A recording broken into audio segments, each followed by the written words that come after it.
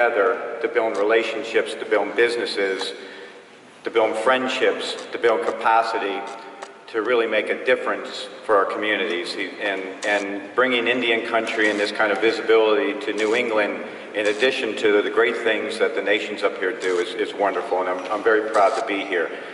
As you heard, I'm a tribal member of the Forest County Potawatomi community in Wisconsin. My grandfather and great-grandfather back at the turn of the last century were our tribal chairman, some for many decades. And Indian country issues, minority issues, tribal leadership issues have always been a part of my life and a part of my family growing up on and around the reservation as a young boy.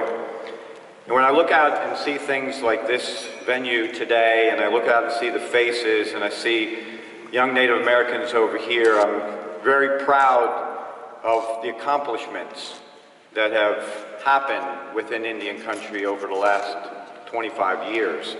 Many of us will remember and can vividly see the pictures of back in the 60s and the 70s and even the early 80s, and even some of the pictures that exist today of the poverty, of the problems that existed historically in Indian country. And there's been great things that have happened for our community that have allowed us to grow and build and do great things for our people.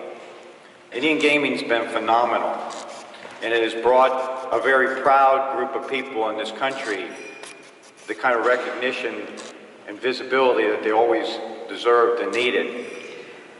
And having organizations like the Greater New England Supplier Development Council and other minority groups partner with us and work with us and exchange ideas and commonalities will help all of us and help all minority businesses across the country achieve great things. There was a time when I spoke with my mother, not too long ago, we were talking about being Native.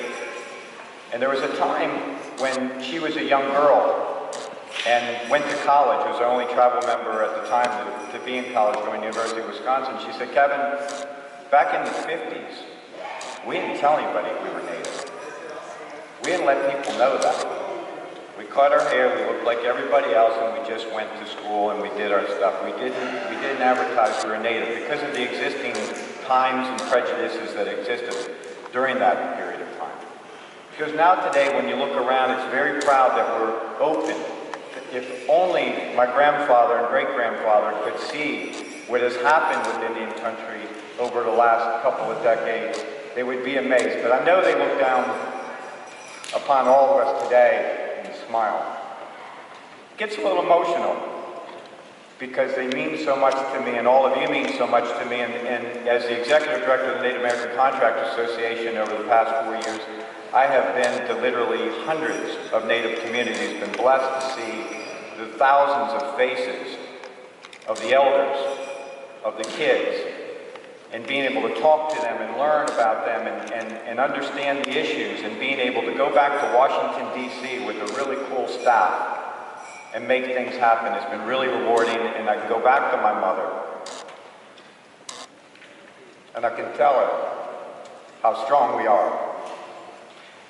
Business beyond Indian gaming is a big part of this and will continue to be a big part of this. 12 years ago, I sat before my leadership of my tribe, the executive council, and my chairman, and advocated to create a business development corporation in addition that would complement what our enormously successful casino in downtown Milwaukee was doing. I stressed upon tribal council to understand that although this is a great thing today, and there aren't any other gaming facilities across the street, the environment could change overnight.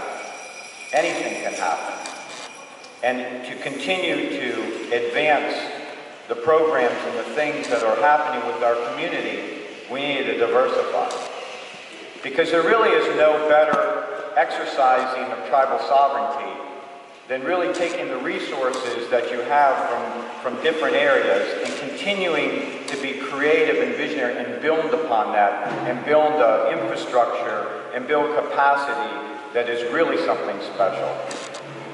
And it was important for my tribe to understand at that point that we needed to make sure that we protected our gaming operation and that we protected our community, we protected the future generations of, like the young Native Americans we just saw this morning, in making sure that someday in the future they'll have even more opportunities than we have today.